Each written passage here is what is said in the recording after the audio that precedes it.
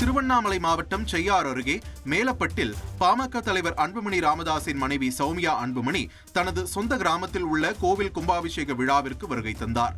விழாவில் ஆன்மீக சொற்பொழிவாளர் ஆற்றிய உரையை பாராட்டி 5001 ரூபாய் அன்பளிப்பு அளித்துள்ளார். இதை சௌமியா அன்புமணியின் மகள் சஞ்சுத்ரா வழங்கினார். இதனை சற்றும் எதிர்பாராமல் அதிர்ச்சியடைந்த ஆன்மீக சொற்பொழிவாளர் அன்பளிப்பு வழங்கியது அன்புமணி மகள் என்பதை அறிந்து சுதாரித்துக் கொண்டு பாமக நிறுவனர் ராமதாஸ் மற்றும் அன்புமணியின் புகழ்பாடி வாழ்த்திய வீடியோ இணையத்தில் வைரலாகி வருகிறது.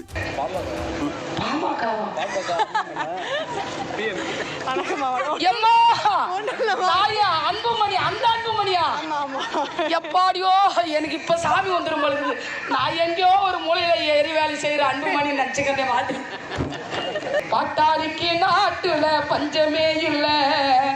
எங்களுடைய பாட்டாளி மக்கள் கட்சி தலைவருமான தத்துவத்தின் தலைமகனான இந்த உலகத்திற்கு நல்ல ஒரு வழிகாட்டியாக இருக்கக்கூடிய ராமதாஸ் ஐயா என்னைக்கும் என்று இளைஞர், அவர் என்றும் 16 மாபெரும் மருத்துவர் ஐயா அவர்கள்.